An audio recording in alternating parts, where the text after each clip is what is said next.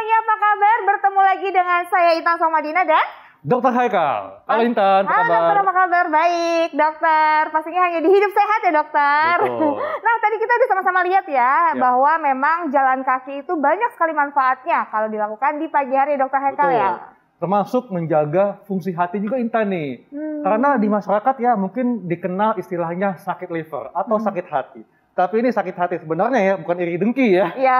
Nah, sakit hati ini dapat disebabkan karena faktor infeksi, Intan. Iya, nah nanti kita akan bahas ya dokter Haikal soal infeksi hati atau liver, tapi sesaat lagi setelah tayangan yang berikut. Di antara kita sudah ada pakar hati nih, Dokter Irsan Hasan, dokter penyakit dalam, konsultan hati pencernaan. Halo dok, apa kabar? Halo juga. Halo dokter, apa kabar? Halo juga, Intan. Kalau dokter Irsan memang penyakit hati yang sesungguhnya, kalau ini penyakit yang mungkin kalau ada curhat-curhat ya.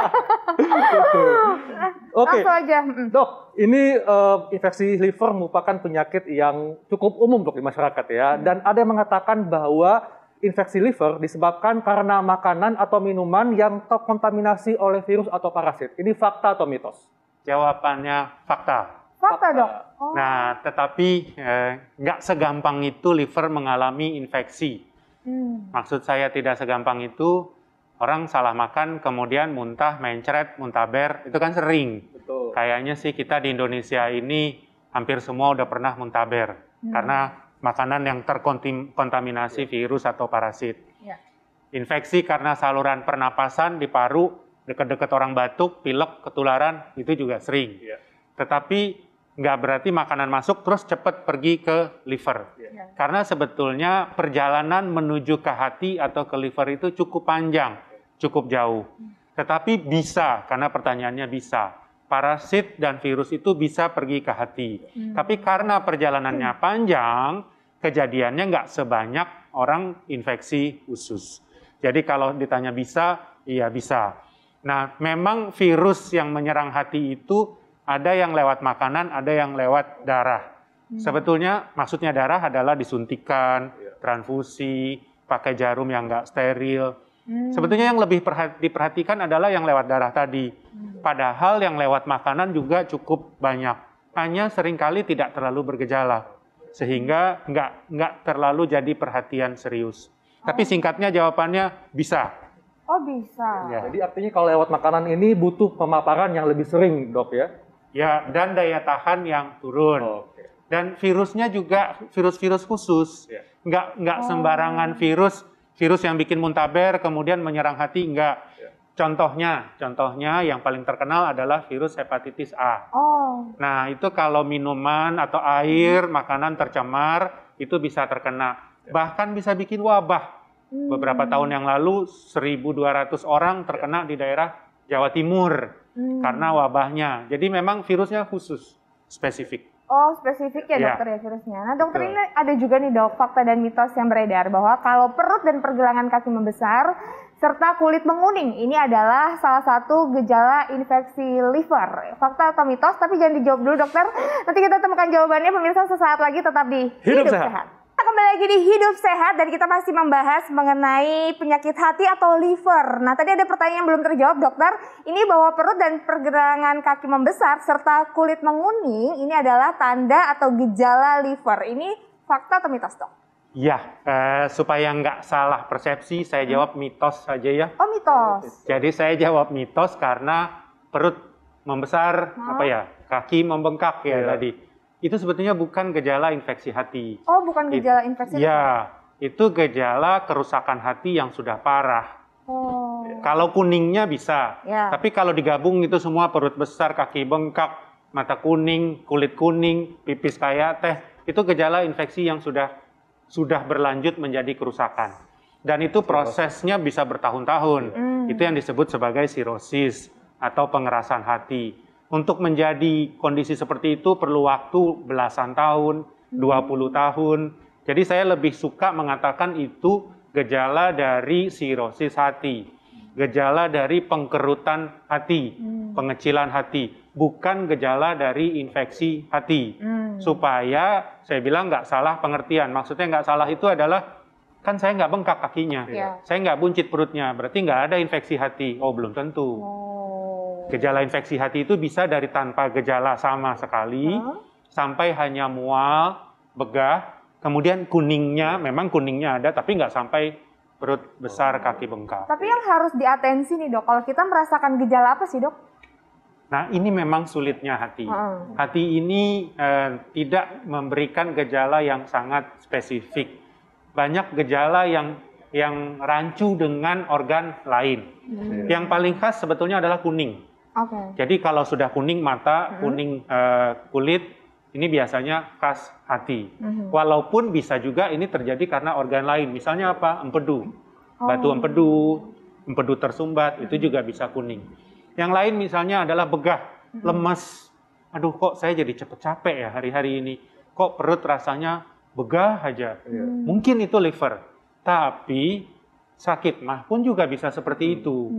Nah, makanya saya katakan kadang-kadang kita bingung ini hati atau hal yang lain. Sehingga tidak jarang pasien dengan penyakit hati ini datang setelah putar-putar berobat ke sana kemari. Awalnya dikatakan sakit mah, baru ketahuan, wah ini liver nih.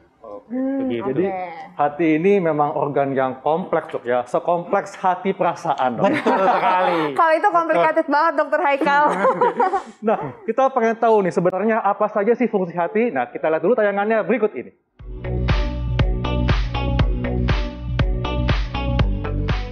Pemirsa, hati adalah organ vital yang memiliki fungsi penting bagi tubuh.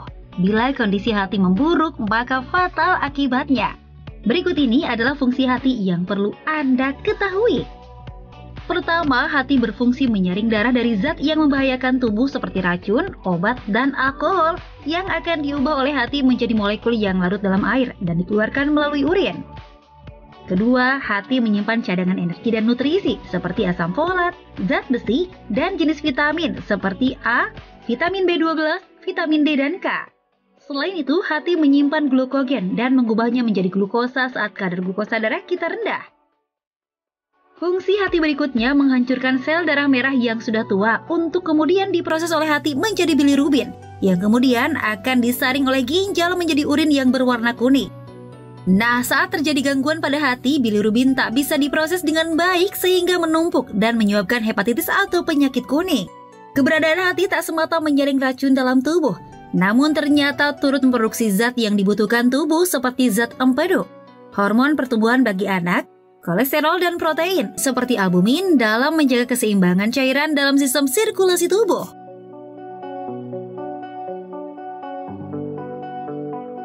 Nah, itu tadi fungsi hati dan diantaranya adalah menyaring racun dan juga menyaring makanan yang masuk ke tubuh kita. Salah satunya ini tentang kopi juga nih dok ya. Katanya dok, kalau suka konsumsi kopi bisa menyebabkan penyakit hati. Ini fakta atau mitos? Wah, kalau ini mah gampang. Mitos banget. Oh mitos dokter, Jadi yes. mitos banget. Bagi pencinta kopi jangan khawatir, tapi dengerin dulu nih penjelasan dokter gimana dok. Ya, satu, kopi tidak merusak liver. Kopi tidak merusak liver. Karena topiknya hari ini infeksi, kopi tidak membuat liver menjadi infeksi. Karena infeksi itu terkait dengan mikroorganisme, maksudnya bakteri, virus, parasit yang di awal sempat kita bahas. Kopi itu kan bukan bakteri, kopi itu bukan virus, jadi tidak membuat infeksi. Nah lanjutannya, oh kalau nggak infeksi berarti bikin rusak. Enggak juga. Bahkan di beberapa kali pertemuan saya suka cetuskan, kopi itu justru memberikan efek positif terhadap hati, terhadap liver. Banyak penelitian yang membuktikan bahwa mereka yang minum kopi, penelitian itu ada yang mengatakan 2 cangkir ke atas, 3 cangkir ke atas, justru livernya terproteksi. Terproteksi dari mana? Terproteksi dari kejadian sirosis tadi, pengerasan hati, juga kanker hati. Jadi ada proteksi dari kopi. Walaupun sekarang orang masih mencari efek apanya ya sih yang bagus dari kopi ini, tapi singkatnya, kopi ini berefek positif terhadap liver. Artinya, kalau biasa minum kopi, kemudian suatu hari dinyatakan sakit liver atau punya penyakit hati, bukan berarti kopi harus segera di-stop. Tapi sebaliknya, saya nggak suruh mereka yang nggak biasa minum kopi, buru-buru minum kopi supaya livernya terproteksi. Ya kalau nggak suka, ya udah nggak usah. betul. Oh, nggak apa-apa ya dok ya. Ya. Oke, nah dokter ini ada fakta dan mitos berikutnya nih dok, bahwa penderita infeksi liver ini harus menjaga berat badan ideal. Ini fakta atau mitos dok? Ini mitos. Mitos. Mitos. Nggak ada hubungannya ya? Nggak ada hubungannya berat badan sama infeksi. Iya. Misalnya nih, salah satu infeksi aja deh yang saya kasih contoh, parasit tadi yang disebut oleh Dr. Haikal. Iya. Ada parasit misalnya amuba.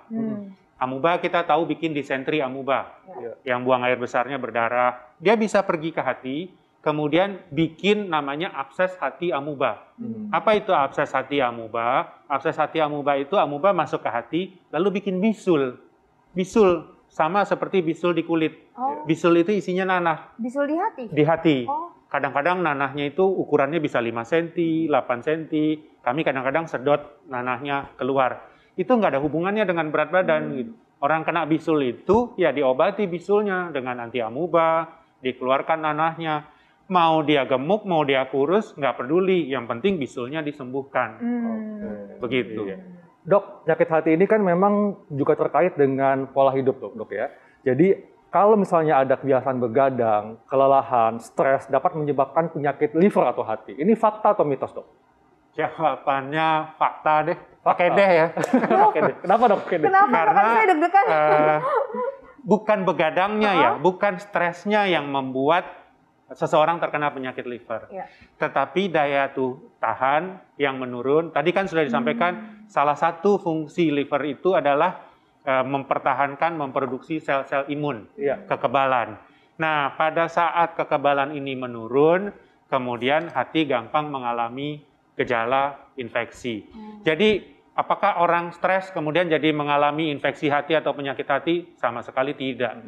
Apakah orang yang sering begadang, sering tugas malam, sering shift malam, kemudian gampang mengalami infeksi hati? Enggak juga. Karena kalau dia memang tugasnya malam, terus paginya dia istirahat, ya berarti cukup baik. Tapi kalau dia begadang, minum alkohol, pagi nggak istirahat, sistem imunnya drop. Nah, begitu kemasukan kuman, kumannya gampang tumbuh. Oke. Oh, itu penyebabnya ya berarti Iya, ya. betul. Jadi imunitas bisa menurun. Nah, dokter, ini jadi apa nih, Dok? Bagaimana caranya, tipsnya supaya kita terhindar dari penyakit hati atau mungkin yang sudah menderita penyakit hati ini menanganinya gimana, Dok? Baik, kita biasanya bagi penyakit hati itu akut atau kronik. Iya. Akut itu baru, kronik itu yang berlangsung bertahun-tahun yang susah dihilangkan. Kalau untuk yang akut, seringkali faktornya memang makanan. Untuk yang akut, misalnya tadi hepatitis A, tadi sempat kita ngomong parasit, abses, itu kaitannya dengan higiene, dengan kebersihan. Jadi ya makan yang bersih, cuci tangan, dan lain-lain. Yang alhamdulillah pada zaman pandemi ini kelihatan sudah diterapkan oleh sebagian besar masyarakat. Nah, untuk yang kronik, ini yang lebih susah, karena dia tidak gampang hilang. Untuk yang kronik, mendeteksinya memang perlu usaha. Tapi kalau sudah ketahuan punya virus yang sifatnya kronik, misalnya hepatitis B, hepatitis C, rajin-rajinlah kontrol. Misalnya untuk hepatitis B. Hepatitis C bisa sembuh. Ada obat yang kesembuhannya hampir 100%. Bagi yang tahu hepatitis C, dulu dikatakan, ya nggak bisa sembuh, sampai sekarang nggak pernah kontrol, datang berobat, karena bisa sembuh dengan obatnya. Untuk hepatitis B misalnya, perlu kontrol berkala. Misalnya 6 bulan sekali, 6 bulan sekali. Jadi patuhilah anjuran dari dokter untuk kontrol berkala. Demikian. Baik dok, terima kasih untuk penjelasannya. Terima kasih dokter. Jadi penting sekali untuk menjaga fungsi hati kita Intan ya. Dan sama halnya seperti kita juga mengkonsumsi buah-buahan yang bermanfaat untuk tubuh kita seperti semangka Intan. Wah, aku doyan banget dokter semangka. Tapi semangka itu manfaatnya apa aja dokter? Nah, semangka ini khasiatnya cukup banyak, jadi tidak kita sangka. Kita akan bahas sesaat lagi, tetap di Hidup Sehat.